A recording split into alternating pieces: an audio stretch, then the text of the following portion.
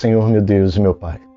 Muito obrigado, ó Deus, por mais essa oportunidade de estarmos aqui, ó Pai, para falar da Tua palavra, para aprendermos mais contigo, ó Pai, para entendermos, Pai, cada detalhe da mensagem que Tu nos deixou, Pai.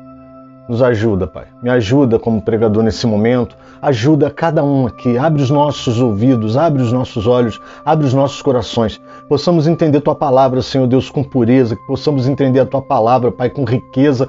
E que essa Tua palavra possa nos trazer libertação. É o que eu te peço. Em nome do Teu Filho amado Jesus Cristo. Amém. Graças, paz, queridos. Pastor Alexandre aqui. E estamos trazendo mais um sermão da série Sermões. Amém, querido? Pega a sua Bíblia e hoje eu vou te pedir para abrir em Gênesis, capítulo 3.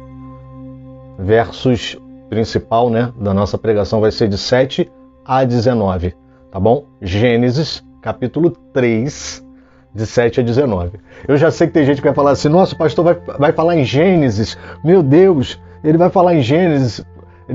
Ele gosta de Gênesis, por quê? Eu fiquei marcado, né, amados, por causa da série Gênesis. A série Gênesis conseguiu marcar minha vida, né? Temos aí a série Gênesis, tá bom? Então, assim, se você quiser, basta você procurar no canal, se inscreve aqui no canal, né? Eu já quero começar, enquanto você está abrindo sua Bíblia, eu quero começar o momento de avisos ministeriais. Eu já quero te pedir, se inscreve aqui no canal, se inscreve e bota a notificação do sininho com todas as notificações, para você receber todas as palavras.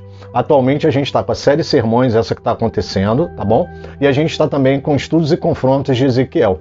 Então o que eu quero te pedir? Se inscreve no canal, não deixa de se inscrever não. E curte a palavra, dá o teu joinha. Quando você faz isso, você me ajuda, porque é uma forma do YouTube entender que essa palavra é relevante. Então você me ajuda, não custa nada. É só você vir aqui embaixo e dar o teu joinha, tá bom? E compartilha, manda para alguém que precisa ouvir essa palavra. Tem muita gente precisando ouvir a palavra de Deus. E às vezes a gente não manda, a gente escuta, recebe, aprende, apreende a palavra, mas não manda para ninguém. Amém, querido? Então faz isso, ajuda.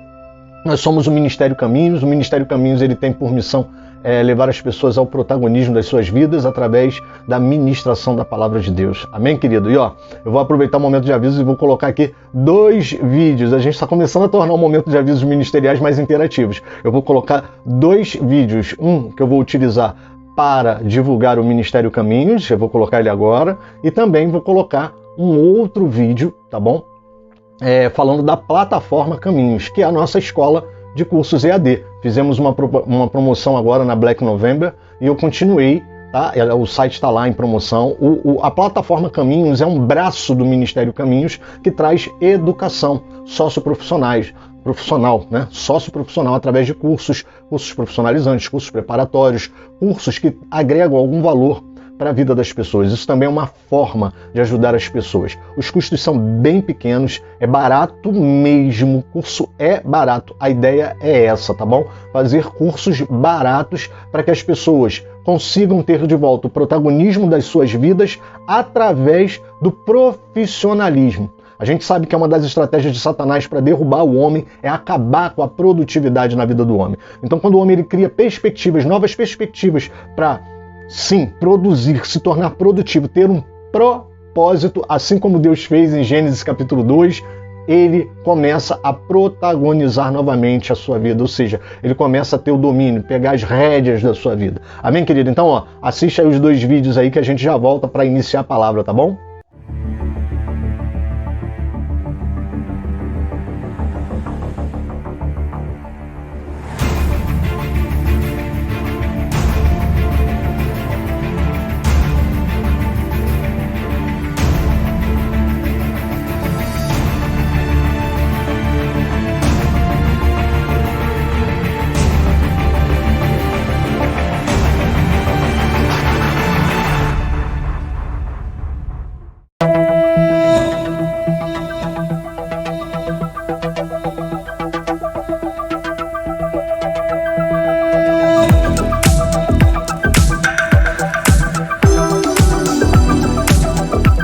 Vídeos assistidos aí, plataforma Caminhos, os nossos cursos. Não deixa de anunciar não. Você conhece alguém? Quer fazer um curso? que precisa de um curso, indica a plataforma Caminhos. Vai lá nas nossas redes sociais, tá bom? Vou tentar colocar aqui embaixo as redes sociais da plataforma Caminhos, tá bom? Então, indica, me ajuda a divulgar. Se você tão somente me ajudar a divulgar a plataforma Caminhos, eu tenho certeza que muita gente vai se interessar. Muita gente vai querer estudar, muita gente vai querer se aperfeiçoar. E saiba que isso é uma grande porta que Deus abre. Amém, querido? E a gente vai preparar uma promoção para dezembro, tá bom? E eu não estou aqui vendendo curso não, tá bom? Não estou aqui vendendo curso não. Isso é um braço do Ministério Caminhos mesmo. Nós abençoamos pessoas através da plataforma Caminhos. A plataforma Caminhos, ela funciona também como um instrumento de evangelização. Tá? Existem igrejas que dão cursos para pessoas que realmente precisam através da plataforma Caminhos. E eu me sinto muito feliz com isso. Ah, pastor, mas você está falando que lá tem preço, tem custo? Sim. A gente reverte parte desses valores para doar cursos para pessoas que precisam de aprender alguma coisa, precisam aprender um curso, uma profissão. Tá bom, querido? E o Ministério Caminhos, por enquanto, ele está sem site. Ele está com os canais, que são os meus canais, né? São o YouTube, aqui onde a gente está, tem a página no Face, tem o Instagram, né? Mas vou tentar colocar aqui embaixo também, tá legal? As redes sociais do Ministério Caminhos. Me ajuda a divulgar. Me ajuda a divulgar. Quando você me ajuda a divulgar isso, de certa forma você está me ajudando, tá bom?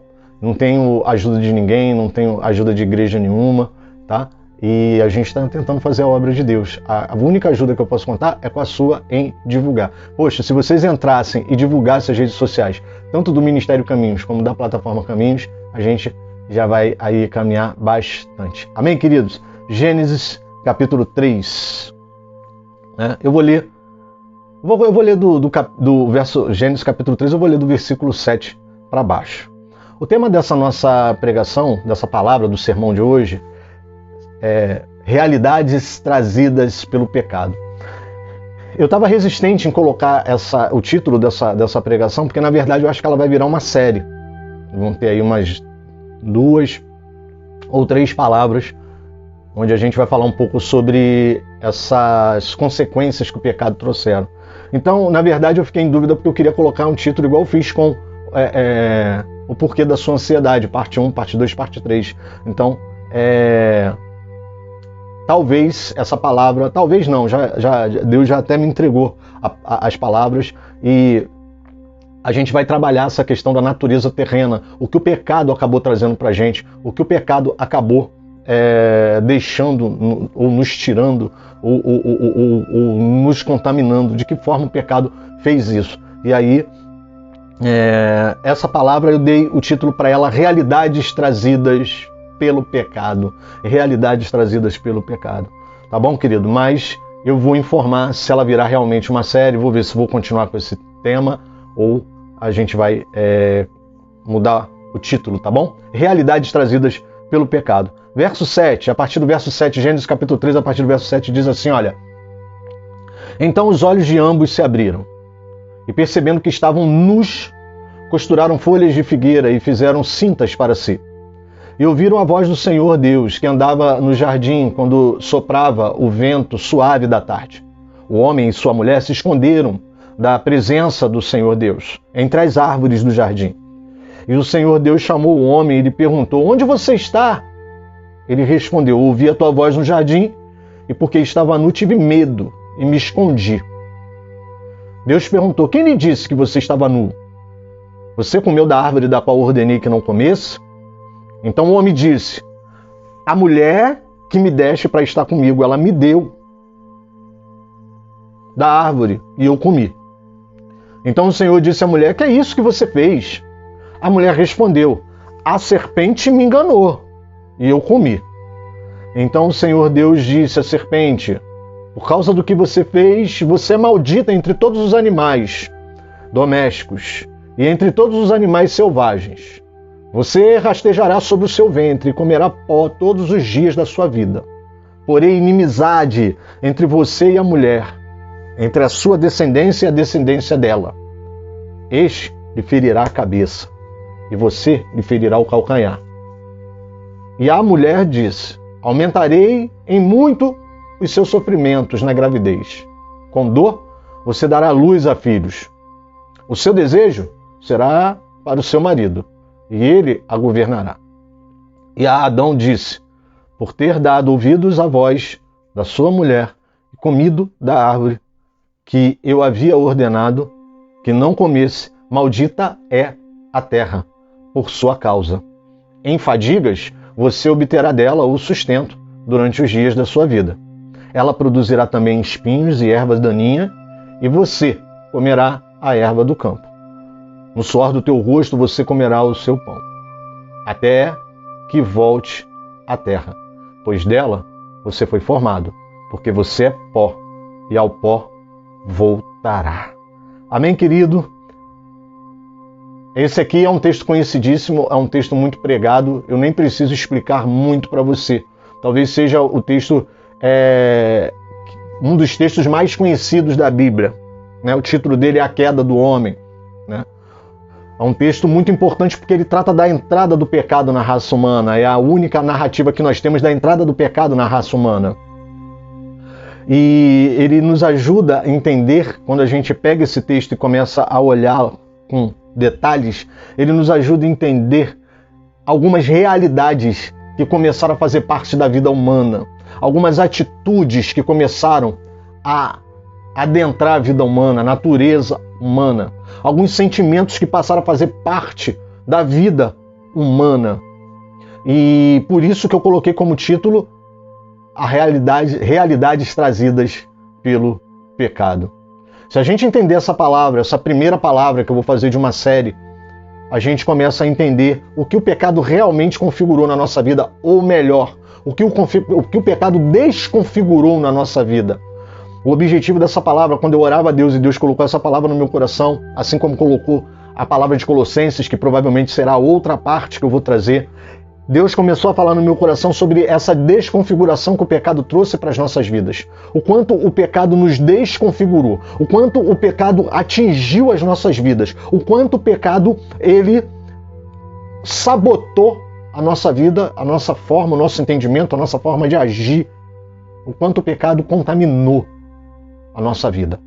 Então, o principal objetivo dessas palavras são nós entendermos o que o pecado trouxe, quais foram as mazelas que o pecado trouxe. A partir do momento que a gente começa a entender quais foram as mazelas que o pecado trouxe para as nossas vidas, o pecado especificamente trouxe mazelas para as nossas vidas, a partir do momento que a gente começa a entender essas mazelas, a gente também começa a entender aquilo que eu não devo fazer, porque eu sei que esse tipo de mazela não faz parte do plano de Deus para a minha vida. Eu começo a evitar esse tipo de mazela.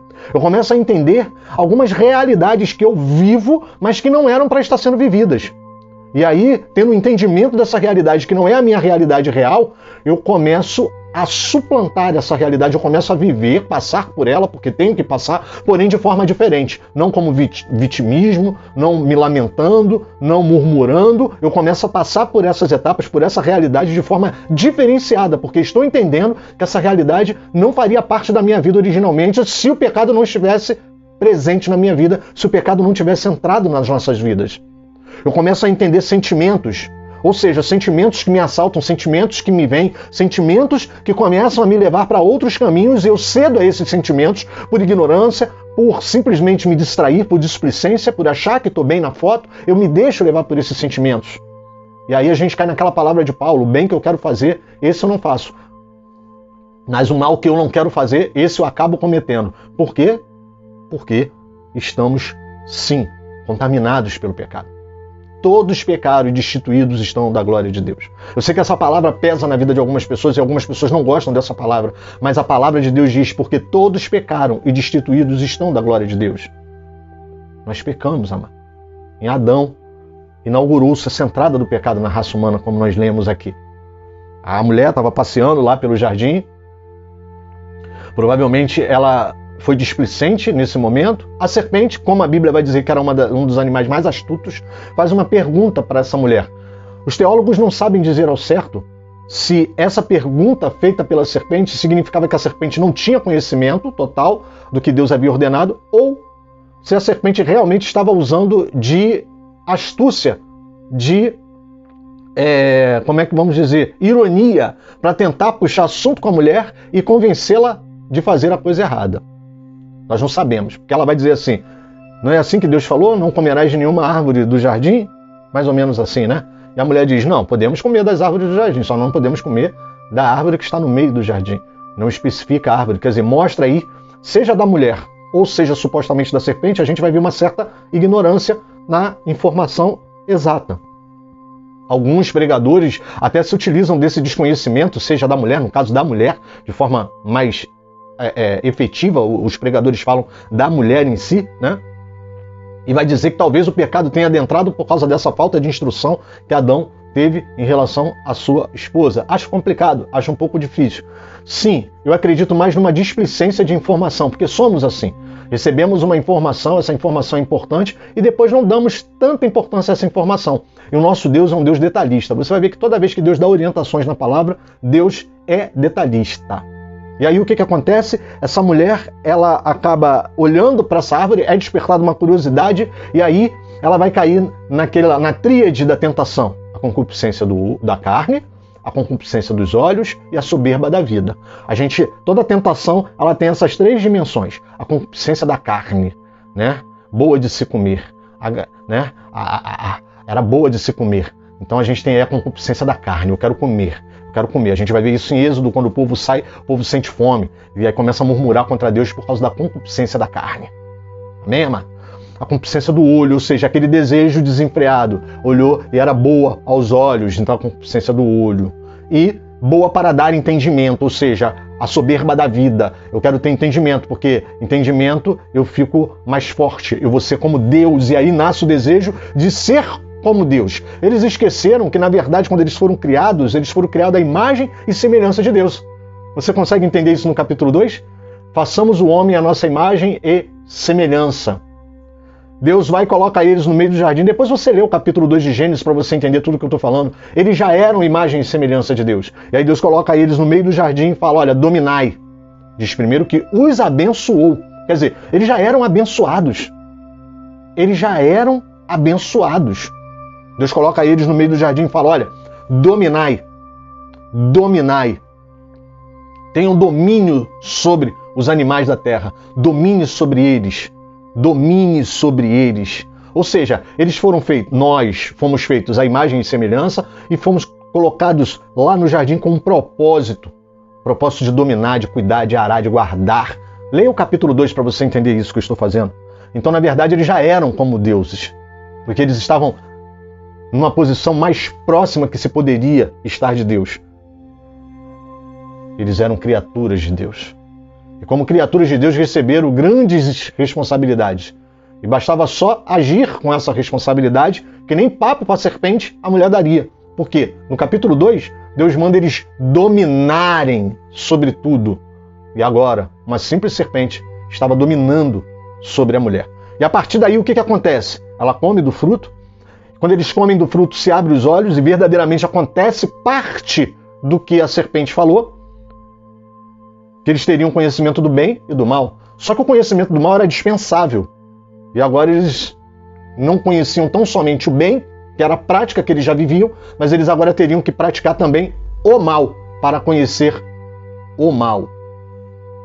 E aí, Deus chega e há uma conversa entre eles, e nessa conversa, quando Deus vai distribuir os juízos a cada um, começa a entrar na vida do homem, na realidade, na nova realidade do homem, cavada pelas próprias mãos do homem, começa a entrar uma nova realidade de vida que vai deixar o homem diferente, desconfigurado do que o homem era.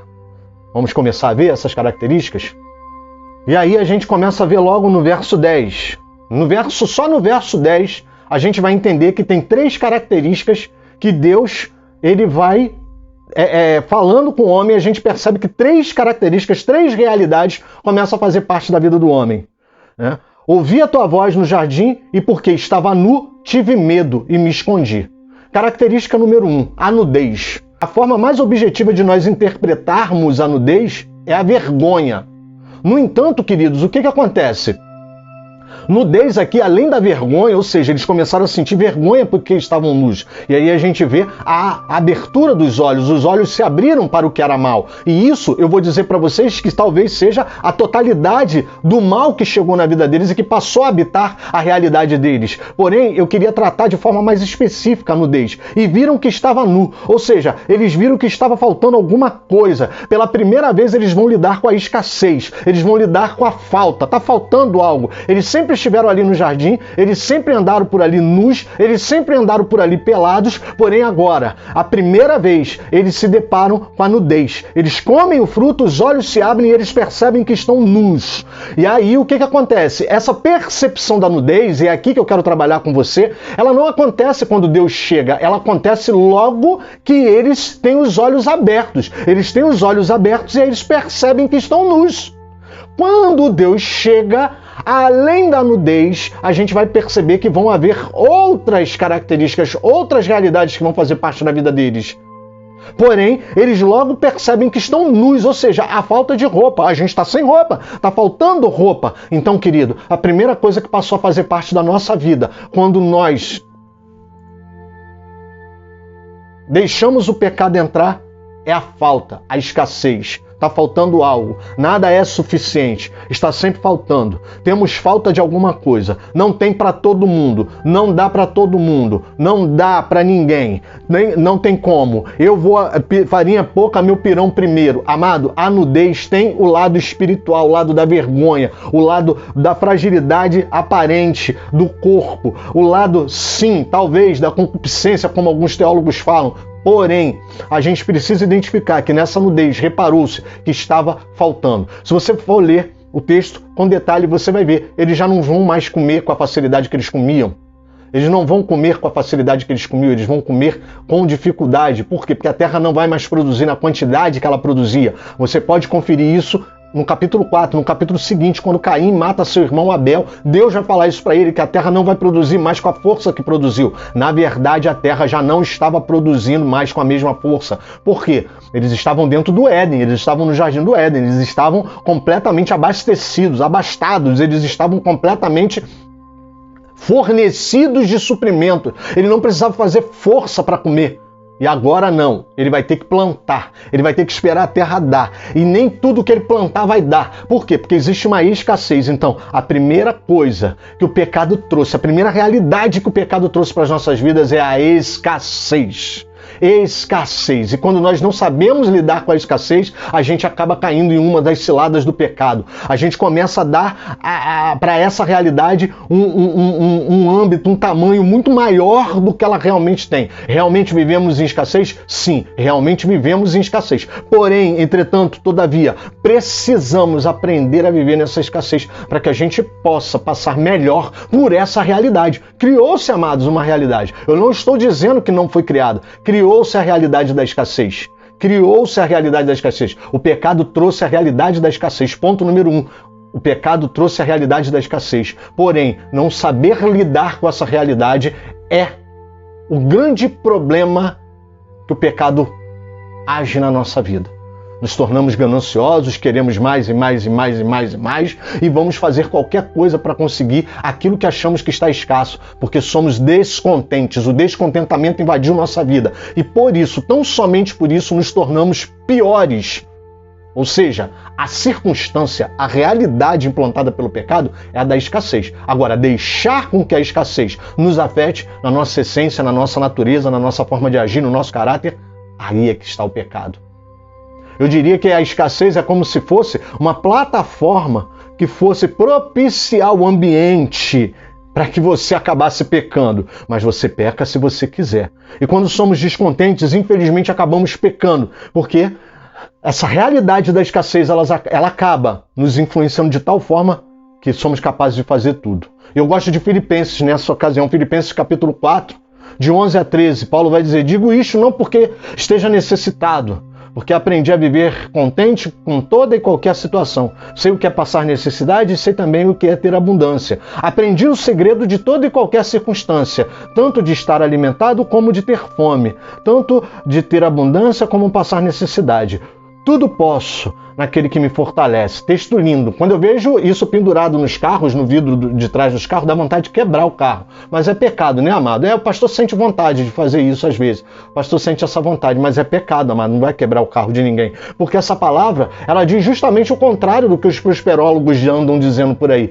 Posso todas as coisas daquele que me fortalece, como se você pudesse tudo e nada te afetasse. Não, você já é afetado. Por causa da natureza pecaminosa, você já é afetado pela escassez. E quando alguém pendura esse adesivo no carro, posso todas as coisas que me fortalecem, significa que você está mais do que afetado por essa realidade de escassez. Porque você só acha que você pode se você tem. E aí você está errado, porque você pode sem ter. É isso que Paulo está falando. Quando ele fala, posso todas as coisas naquele que me fortalece, ele está falando, eu posso tudo, porque eu já passei desse nível. Eu não vivo mais pelo que eu tenho, pelo que me proporciona a vida, pelas circunstâncias. Eu vivo pelo meu Deus. Porque, amado, quando o pecado entra no Éden, a gente se desligou de Deus nesse momento. Deus ali supria todas as necessidades do homem. E quando o homem se desliga de Deus, infelizmente, há uma falta, há um buraco, há sim uma escassez de tudo. Por quê? Porque Deus era o nosso sustento e nós desligamos, nós interrompemos a comunhão que tínhamos com Ele. Deixamos de poder quando somos separados de Deus.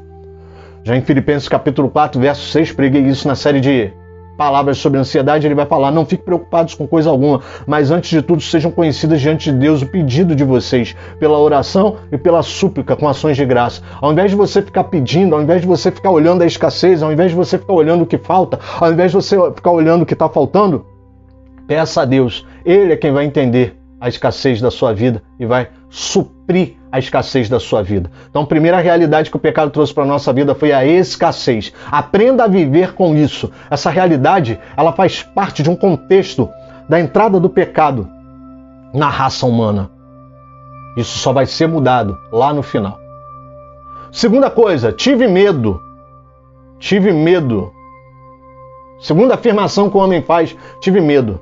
E essa segunda realidade que vem fazer parte da nossa história com a entrada do pecado, o medo.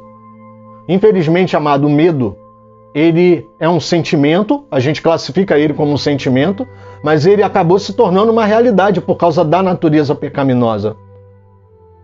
O pecado, ele nos intimidou. E a forma de intimidação, ela vem através do medo. Bota uma coisa na sua cabeça, quando o homem pecou, ele agiu em rebeldia, deliberadamente contra Deus. E aí, com isso, ele se tornou escravo do pecado. E a forma que o pecado tem de manter os seus escravizados debaixo da sua autoridade é através do medo. Deus, na sua plenitude de vida, ele nos mantém por amor. O pecado, ele nos mantém por medo. O medo é um sentimento que passou a fazer parte do homem justamente por causa da sua natureza pecaminosa. O medo passou a fazer parte da sua vida. Amado, entenda, às vezes ter receio é normal. É uma forma de pararmos e pensarmos se aquilo que vamos fazer está correto ou não. É uma forma de olharmos a situação e falar, caramba, posso ou não? Vou ou não? Peraí, deixa eu me preparar. Deixa eu agir com mais cautela. O medo, ele tem essa parte saudável, que eu nem chamo de medo, eu chamo de receio, eu chamo de cautela. O problema é que quando o homem cai, todos os sentimentos, eles ficam exacerbados, eles ficam exagerados. Aquilo que era para ser a nossa realidade de vida, a cautela, o receio, o cuidado, a atenção, ela se torna exacerbada, exagerada, acima da média. Então nós vamos ter medo. E o medo, ele passa a habitar o homem e nós somos habitados pelo medo. E aí, onde é que ele é exagerado? Porque às vezes, para fazer o que Deus nos solicita, temos medo. Para fazer aquilo que tem que ser feito, temos medo. Para fazer aquilo que é necessário, temos medo. Temos medo de tudo, vivemos medo de tudo. Medo de acabar as coisas, medo de fazer, medo de não fazer, medo de agir, medo de falar, medo de não falar, medo de dormir, medo de acordar, temos medo de tudo. Atualmente vivemos uma sociedade que vive mergulhada no medo. O medo é uma das realidades, é a segunda realidade que eu quero trazer para você. O medo. O medo, ele passou a fazer parte da nossa realidade através do pecado. O pecado trouxe isso. Só que o medo é um instrumento que o pecado usa para nos manter submissos ao pecado. Não tenha medo. A gente vai ver Josué capítulo 1, verso 6. Seja forte e corajoso, porque você fará este povo herdar a terra que, sob juramento, prometi dar aos pais dele. Vamos analisar rapidinho aqui. Deus diz que prometeu dar a terra sob juramento. Aí vem a minha pergunta para você. Se Deus havia prometido dar a terra, se Deus jurou dar a terra, por que Josué estava com medo? Já parou para pensar nisso? Se Deus já tinha prometido, se era uma promessa de Deus, por que do medo? Vocês entendem agora como é que o medo faz nas nossas vidas? O medo ele é tão nocivo que ele acaba nos fazendo temer aquilo que foi prometido, temer aquilo que Deus jurou. E quando nós tememos aquilo que Deus prometeu, aquilo que Deus jurou, amado, nós estamos debaixo de incredulidade. O medo, ele alimenta a nossa incredulidade. O medo, ele é o combustível da incredulidade. E com isso, vem todas as coisas que aconteceram de errado. Com a incredulidade foi que o homem comeu o fruto, foi com a incredulidade que o homem se rebelou deliberadamente contra Deus. Então não tenha medo. Você vai ver que Deus vai falar isso para vários homens, vai falar para Gideão, vai falar para vários homens. Não tenha medo. Amado, se eu fosse citar todas as palavras aqui do não ter medo, a gente não ia acabar esse vídeo hoje. Só o não temas, ele aparece 366 vezes na Bíblia. 366 vezes na Bíblia aparece não temas. É uma vez a cada dia do ano. Nós temos 365 dias no ano, não é? Pois é. A palavra de Deus, ela fala uma vez a cada dia do ano. Não temas. E ainda sobra uma vez para poder iniciar tudo de novo.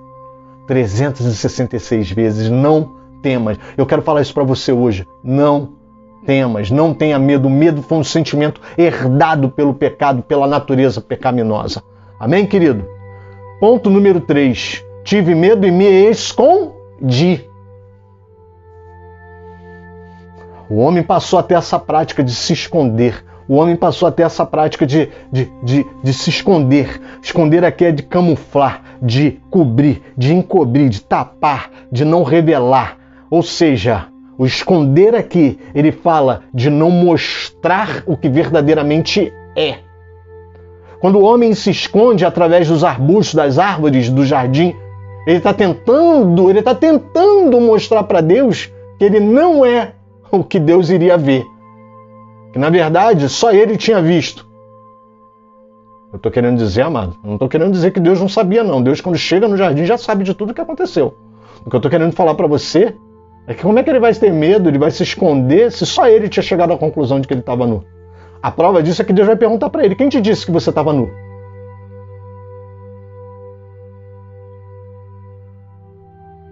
O pecado trouxe essa mania, essa prática. Quando eu botei o tema dessa mensagem, realidades, né? Eu botei o tema, né? Realidades trazidas pelo pecado. Realidades trazidas pelo pecado. Era uma mescla, né? Não dava para falar só de sentimentos, não dava para falar só de circunstâncias, então eu botei realidades para... A realidades aí, ela abarca sentimentos que passamos a ter através do pecado, realidades mesmo, circunstâncias que passamos a viver por causa do pecado, mas práticas que passamos a cometer por causa do pecado. E uma das práticas que passamos a ter é a de esconder. Temos a mania de esconder, seja por medo, seja pela escassez. Tá vendo que uma coisa puxa a outra? Seja lá pelo que for, a gente passou a esconder, a gente passou a encobrir, a tapar, a guardar escondido, para não aparecer, para não ser revelado. Ou seja, o esconder aqui, ele tem muito a ver com ser revelado, porque esconder é cobrir para não ser revelado. Ou seja, quando eles se escondem por trás das árvores, eles estavam tentando se encobrir para não revelar para Deus a situação real da vida deles. Ou seja, uma vida de aparência. Hoje, essa vida de aparência que a gente vê, que a gente olha, né, os selfies da vida, das redes sociais, as fotinhos das redes sociais que a gente manda, elas são uma forma de esconder a realidade da que estamos vivendo. Estamos escondendo a nossa realidade. Estamos escondendo a verdade das coisas, estamos escondendo, vivendo de aparência. Quando vivemos de aparência, estamos escondendo, amado, estamos escondendo as coisas. Quando vivemos de aparência, estamos escondendo as coisas. Quando bota roupa de marca, amado, eu sei que muita gente não vai gostar do que eu vou falar, porque tem gente que gosta de uma roupa de marca. E não tem pecado nenhum você gostar por causa do conforto, da qualidade, da durabilidade, é uma coisa. Agora, quando você compra uma roupa de marca para você ser aceito num grupo social, ou para você aparentar algo, querido, você tá igual Adão tentando se esconder através de uma roupa, de uma etiqueta de roupa, você se esconde para você parecer algo melhor do que você é, ou pelo menos do que você acha ser. A questão é que Deus não nos escolheu para sermos escondidos. Deus não nos chamou para vivermos escondidos. Mateus capítulo 5, verso 14 vai dizer: vocês são luz do mundo, não se pode esconder uma cidade situada no alto de um monte. Por quê? Porque essa cidade tem luz. Quando você olha para a cidade, na época de Jesus, as cidades elas eram feitas no monte por vários motivos. Mas uma delas é porque a iluminação da cidade iria aparecer para os viajantes noturnos. Nós não fomos criados para vivermos escondidos.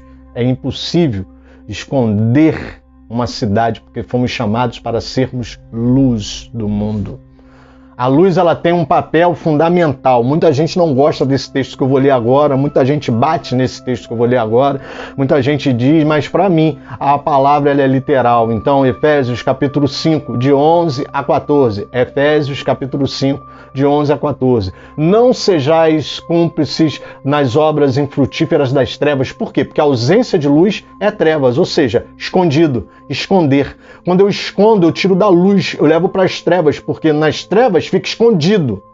Não sejais cúmplices nas obras das trevas, antes, porém, reprovai-as. Porque o que eles fazem em oculto só referia à vergonha, pois todas as coisas, quando reprovadas pela luz, se tornam manifestas, porque tudo que se manifesta é luz.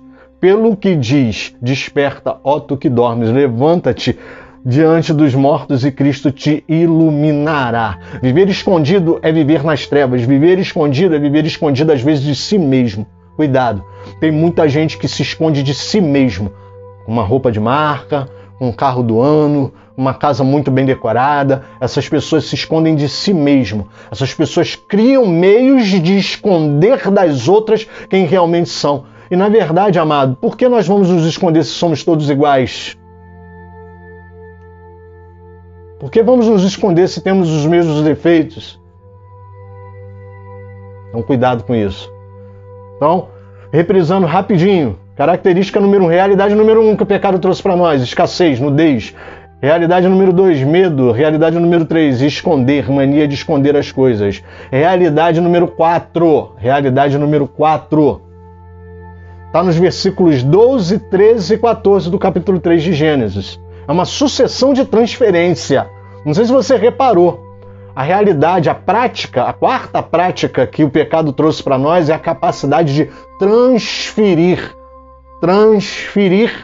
as nossas culpas, as nossas responsabilidades. Passa para frente, não é meu não, vamos embora. Segura aí, ó. Não fui eu que fiz não.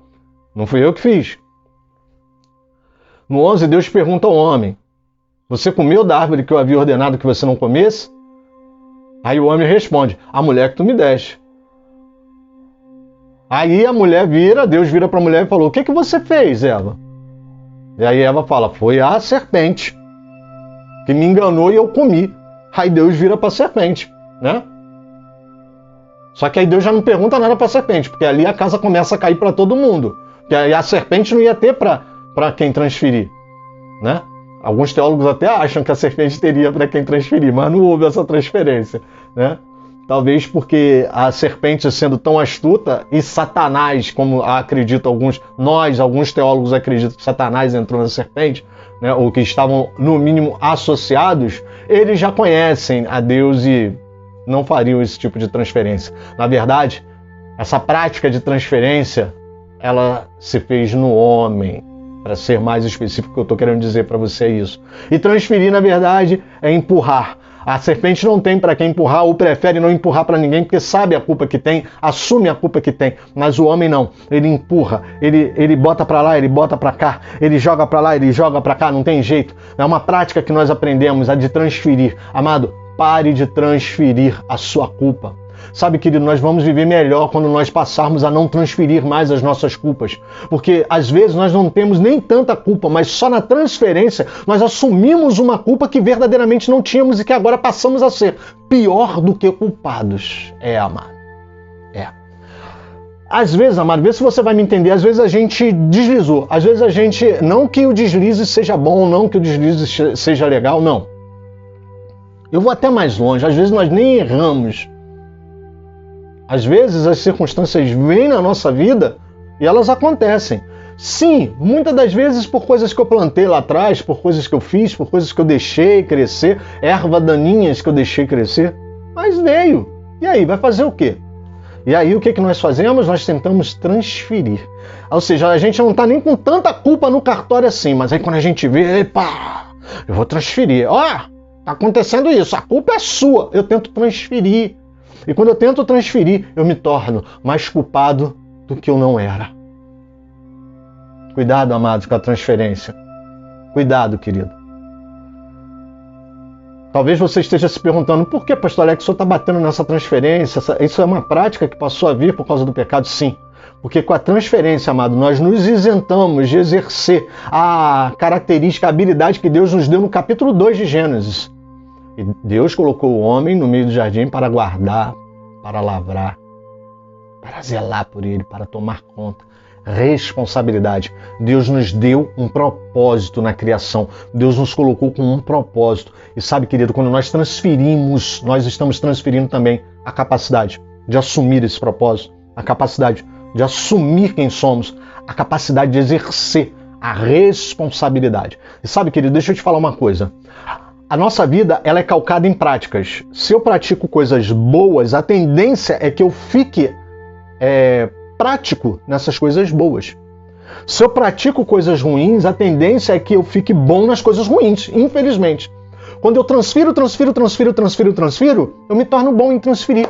Nada é meu. Eu crio na minha cabeça uma realidade virtual, vamos colocar assim, de que eu não tenho que assumir nada, porque nada fui eu que fiz, nada é meu, nada sou eu. Entenderam isso? Quando eu deixo de transferir e passo a assumir as minhas responsabilidades, eu começo a praticar as minhas responsabilidades, eu começo a praticar a prática de me responsabilizar e de ser responsável, e vou me tornando bom nisso.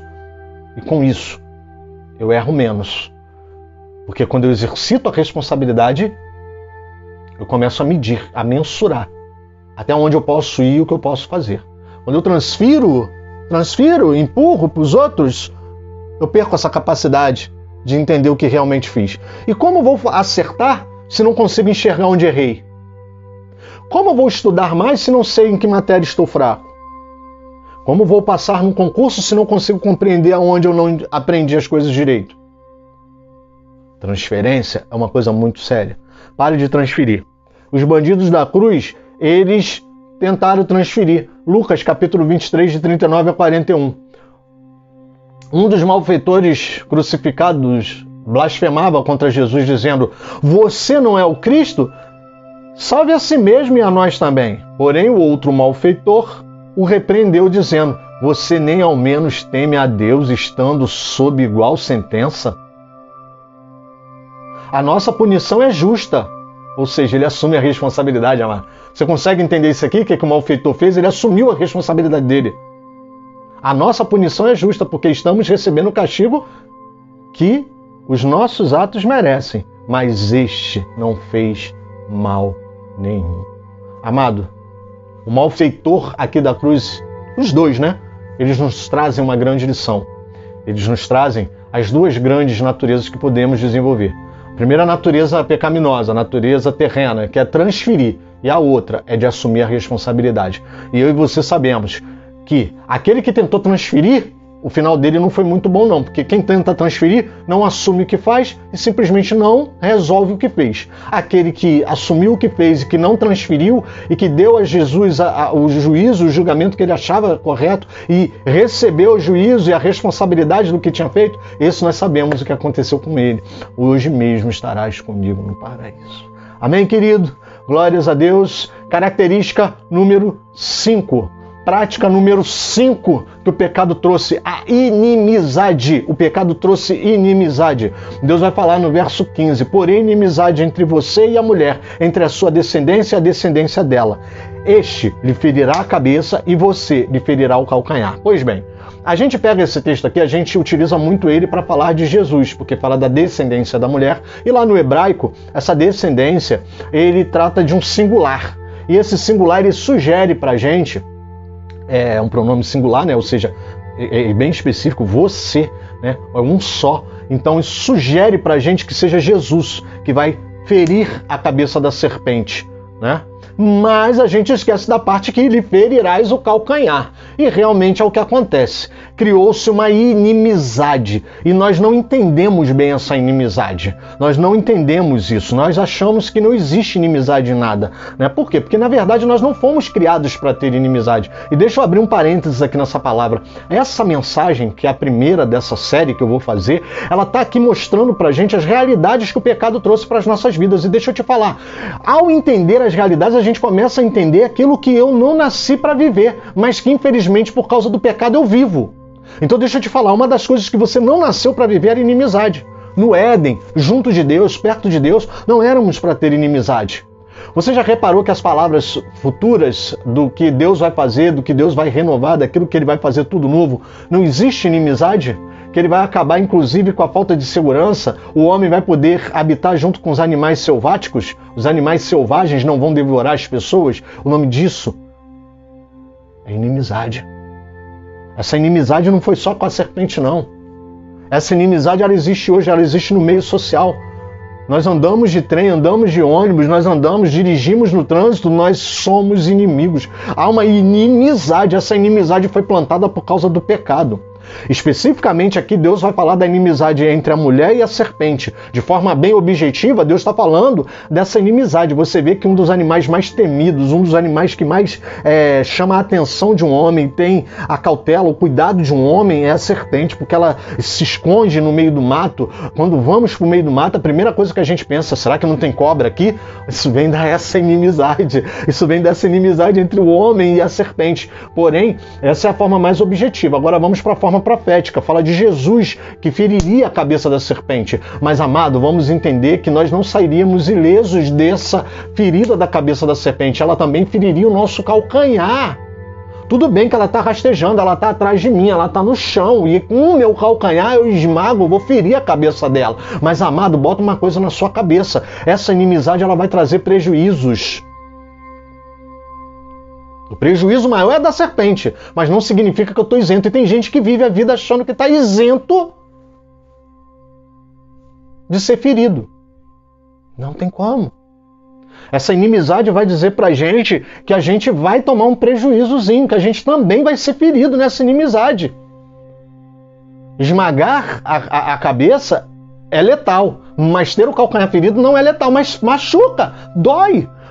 A caminhada fica mais difícil, porque imagina uma serpente ferir o teu calcanhar. Você vai caminhar com dificuldade. Era isso que Deus queria dizer. Olha, estou pondo inimizade entre vocês e o mundo, entre vocês e as obras malignas, entre vocês e o diabo, entre vocês e Satanás. Mas não, tem gente que acha que pode viver a boa vizinhança com Satanás. E não pode! Não pode! E a segunda coisa, por achar que pode viver uma boa vizinhança, negocia-se princípios para não ser afetado, porque temos medo do sofrimento. E com isso, criamos alianças com Satanás. E Deus não nos chamou para isso. Tiago, capítulo 4, verso 4. Gente infiel, vocês não sabem que a amizade do mundo é inimizade contra Deus? Aquele, pois, que quiser ser amigo do mundo, se torna inimigo de Deus. Vocês entendem aqui essa realidade que o pecado trouxe para nós? O pecado trouxe uma guerra contínua entre nós e o mundo, entre nós e o pecado, entre nós e o maligno.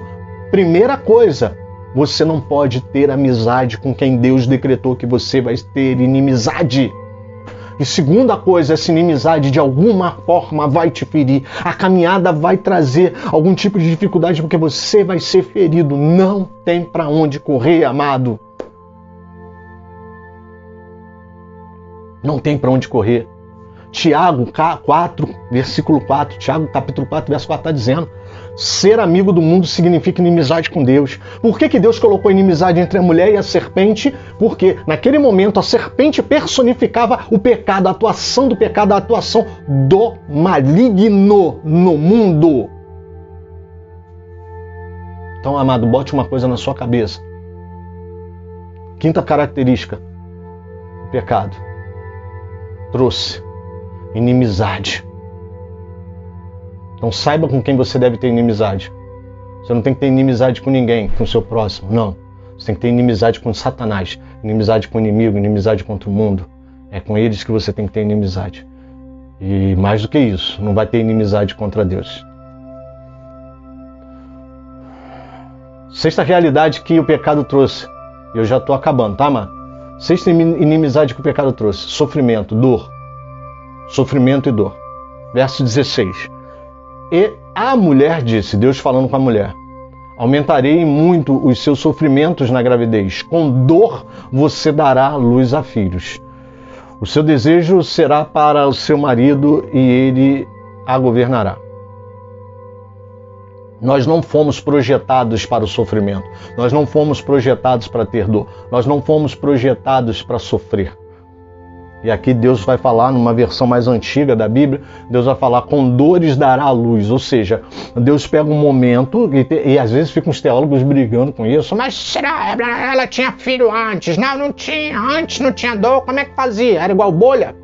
Saiu? Amado, o problema não é isso. Deus está mostrando o seguinte: olha, um ato de vida, o ato de trazer vida deveria ser um ato prazeroso, e o é. A mulher, quando dá luz, ela diz que esquece toda e qualquer dor por causa do ato, por causa da luz que ela está trazendo ali, a vida que ela está trazendo. Mas vamos entender esse ato de dar a luz, esse ato de trazer uma nova vida, esse ato de reprodução de um ser humano, de dar a vida, que é uma capacidade que Deus coloca no homem, deveria ser um momento de alegria, e o é. A mulher, mesmo com dor, consegue sentir essa alegria, mas deveria ser em sua plenitude, em sua totalidade, um momento tão somente sublime de alegria profunda por conseguir reproduzir algo que Deus é quem criou. E Deus afirma para a mulher que esse momento, que deveria ser tão somente em sua plenitude de alegria, que ela vai ter dor, que vai ser com sofrimento. Olha que paradoxo. Pois é, amado, o pecado ele vem trazendo essa mudança, esse desequilíbrio. E aí, com isso, nós vamos nos acostumar com a dor e com o sofrimento. Infelizmente, e aí não entendemos bem quando sofremos, quando vem o dia mal, quando passamos por circunstâncias ruins, desfavoráveis, não entendemos, choramos, gritamos, não queremos viver dessa forma, não queremos isso para a nossa vida. Por quê? Porque achamos que estamos sendo injustiçados, achamos que não merecemos aquilo, achamos que aquilo não poderia fazer parte da nossa vida. Mas hoje eu quero te falar que, infelizmente, a sexta grande característica, a sexta grande realidade que foi trazida pelo pecado foi a dor, o sofrimento, a dor. O sofrimento e a dor passaram a fazer parte da nossa realidade. E eu quero usar o exemplo da mulher que dá à luz, para que você entenda. Muito embora aquele momento, principalmente de parto normal, todos os dois, né, amado? Tanto normal como a de cesárea, é muita dor. Amado, a mulher ela consegue esquecer toda a dor e todo o sofrimento por causa do ato sublime, por causa da vida que ali nasce, por causa da vida que ali está nascendo, por causa da vida que ali está se estabelecendo. O foco daquela mulher na hora de dar à luz passa a ser a importância do ato que ela está participando, do ato que ela está proporcionando, a vida, a reprodução da vida. O foco dela passa a ser a vida e não a dor. Então deixa eu te falar uma coisa. Nós só vamos conseguir passar pelos momentos de sofrimento e dor se o nosso foco for na vida. Enquanto a gente estiver com foco no sofrimento e na dor, tudo vai se tornar mais difícil. Então, amado, eu quero te falar hoje, foca na vida. Foca naquilo que você tem como objetivo final. Foca naquilo e no propósito que Deus colocou na sua vida para gerar vida. E você vai conseguir passar melhor por essa dor, por esse sofrimento. Apocalipse, capítulo 21, verso 4. E lhes enxugará dos olhos toda lágrima, e já não existirá mais morte, não haverá luto, nem pranto, nem dor, porque as primeiras coisas passaram. Pois é, amado, em Apocalipse capítulo 21 vai dizer pra gente que a dor vai passar. A dor vai passar porque ele vai acabar com todo esse panorama, essa realidade de sofrimento e dor. Você viu a lista?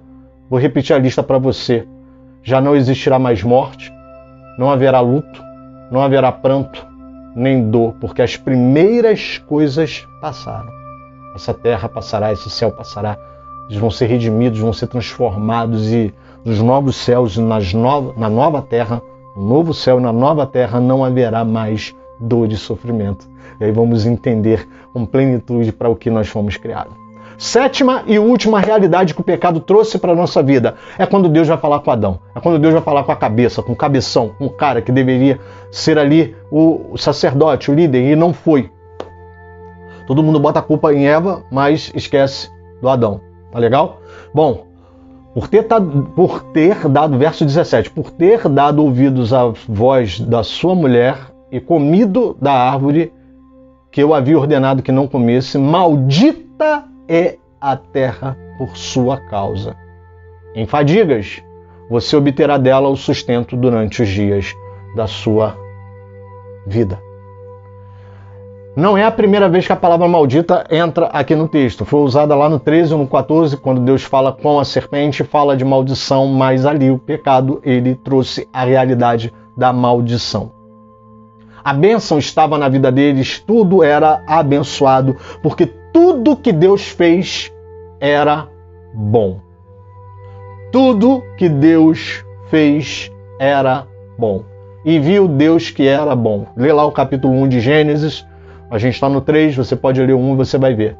E viu Deus que era bom, e viu Deus que era bom, e viu Deus que era bom. Tudo que Deus fez era bom. Eles viviam debaixo de uma benção. Mas agora, com o pecado, entra a maldição. Entra uma maldição. Faz agora parte da realidade do panorama humano, do ser humano, da existência humana, a maldição.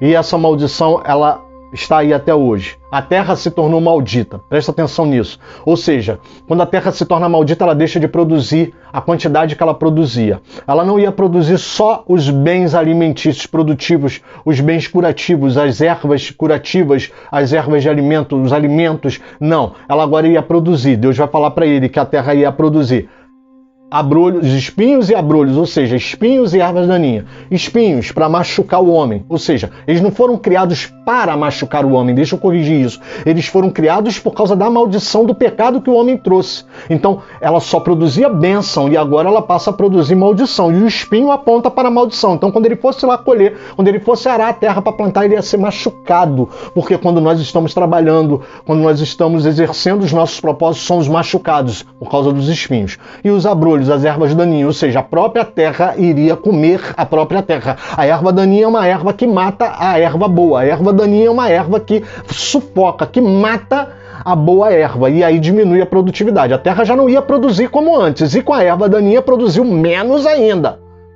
Ou seja, ele teria dois inimigos, um que impede ele de entrar para arar e te arrancar a erva daninha, e a própria erva daninha que atrapalha, porque ele agora tem que trabalhar dobrado. Ele não ara só a terra para plantar e colher. Ele tem que primeiro limpar a erva daninha, quer dizer, já gastou sua força aí.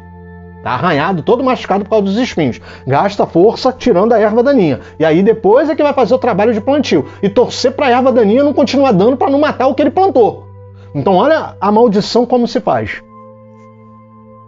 A maldição ela vem para nos machucar. A maldição ela vem para, sim, atrapalhar o nosso propósito, o nosso plantio. A maldição ela vem para isso. Toda vez que você pensar em maldição, pense nisso. A maldição ela vem para nos ferir, para nos machucar. Por quê? Por causa dos espinhos. E a maldição ela vem para sufocar, para não deixar você atingir seus objetivos. A questão é que quando Deus fala que a terra se tornou maldita, o homem vai por tabela nisso. Por quê? Porque Deus fala no verso 19 que do pó tu vieste, para o pó tu voltarás. Ou seja, o homem ele faz parte integrante do planeta Terra. O corpo do homem faz parte integrante do planeta Terra. Os cientistas já falaram isso. Nós temos no nosso corpo a mesma quantidade de cálcio que tem no nosso corpo, tem na Terra. A mesma quantidade de magnésio que tem no nosso corpo, tem na Terra. A mesma quantidade de sódio que tem no nosso corpo, tem na Terra. A mesma quantidade de água que tem no nosso corpo, tem na Terra. Ou seja, nós somos parte do planeta Terra. O corpo. Eu estou falando do corpo. O nosso corpo tem parte com o planeta Terra. E aí, querido, quando Deus fala que a Terra se torna maldita, o corpo do homem se tornou maldito. Por isso que temos as doenças, por isso que nós vamos envelhecendo, por isso que vamos tendo dores nas juntas, reumatismo, dor de cabeça, enxaqueca, sinusite, câncer e mais, e tumores, coisas que nascem em nós sem a menor explicação. Erupções cutâneas, coisas, cabelo que cai, a carequice, cabelo grisalho. Por que isso, pastor? Porque quando Deus falou que a terra se tornou maldita, afetou o homem, porque do pó ele veio, para o pó ele voltará. Então, amados, deixa eu te falar uma coisa. A sétima e última realidade que afetou a nossa vida foi a maldição. Mas eu quero voltar em Apocalipse capítulo 21 para que você entenda o que Deus está falando. Apocalipse capítulo 21 a partir do verso 1. Eu vi um novo céu e nova terra, pois o primeiro céu e a primeira terra passaram e o mar já não existe. Aquela terra que foi maldita, lá em Gênesis capítulo 3, passou. Verso 2. Vi também a cidade santa, a nova Jerusalém, que descia do céu, da parte de Deus, preparada como uma noiva enfeitada para o seu noivo, Jesus. Então ouvi uma voz que vinha do trono e dizia: Eis o tabernáculo de Deus com os seres humanos. Deus habitará com eles, eles serão povos de Deus.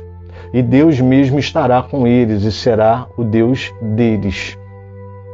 Apocalipse capítulo 21, falando lá de Ezequiel, capítulo 34. E os outros capítulos que eu já falei anteriormente nos estudos e confrontos. E lhes enxugará dos olhos toda lágrima, não existirá mais morte, já não haverá luto, nem pranto, nem dor, porque as primeiras coisas passaram, a terra, os céus que foram amaldiçoados por Deus passaram. Esse foi o versículo que eu li antes. E aquele que estava sentado no trono disse: Eis que faço nova todas as coisas. E acrescentou: Escreva, porque essas palavras são fiéis e verdadeiras. Amado, eu quero encerrar essa palavra dizendo: Deus fará nova todas as coisas. E com isso, vai embora toda a escassez, vai embora todo o medo, vai embora tudo que eu escondia, todas as trevas vão embora, vai embora a capacidade de transferir para não assumir responsabilidade, vai embora toda inimizade contra o mundo, porque vai passar essas coisas, eu não vou precisar mais, vai embora toda dor, todo sofrimento, e vai embora toda maldição, porque Deus fará nova todas as coisas. O objetivo dessa palavra é que você saia daqui hoje sabendo que Deus, sim, por causa da entrada do pecado, foi obrigado, de forma judicial, estabelecer um juízo para nos remir, para que o pecado não tivesse força nas nossas vidas. Porém, há um plano de Deus para acabar com toda essa realidade do pecado. A partir de hoje eu quero que você entenda que tudo isso que nós estamos vivendo, todas essas tristes realidades que vivemos, elas fazem parte de circunstâncias, sentimentos e práticas trazidas pelo pecado. Tudo isso, circunstâncias, práticas e sentimentos trazidos pelo pecado para as nossas vidas, atrapalham a nossa vida com Deus. Mas existe um plano de Deus para que isso tudo seja transformado. Na próxima palavra nós vamos falar sobre o que isso veio trazendo e como se tornou a nossa natureza terrena. E como nós vamos conseguir vencer essa natureza terrena. Hoje nós estamos tomando ciência daquilo que o pecado trouxe quando entrou na vida da raça humana. E daqui para frente, quando você olhar escassez, medo, esconderijo, transferência, maldição, quando você olhar essas plataformas criadas pelo pecado, você vai saber lidar melhor com elas. Nas próximas palavras vamos entender o que isso trouxe para a nossa natureza humana, como isso nos afasta de Deus e como nós podemos lidar com isso. Amém, queridos? Senhor, meu Deus e meu Pai, que essa palavra possa produzir frutos muitos frutos nos nossos corações. Abençoa cada um que ouviu essa palavra, abençoa cada pessoa que aqui esteve. Muito obrigado por tudo. E que, sim, Deus, a tua realidade, a realidade dos céus, possa habitar o nosso coração, para que possamos, enquanto estivermos aqui na terra, passarmos, talvez não ilesos, mas passarmos bem por todas essas realidades, por todas essas circunstâncias, por todas essas práticas e por todos esses sentimentos que o pecado trouxe para a existência humana. Nos ajuda, Pai. É o que eu te peço. Em nome de Jesus Cristo. Amém. Fica com Jesus, querido.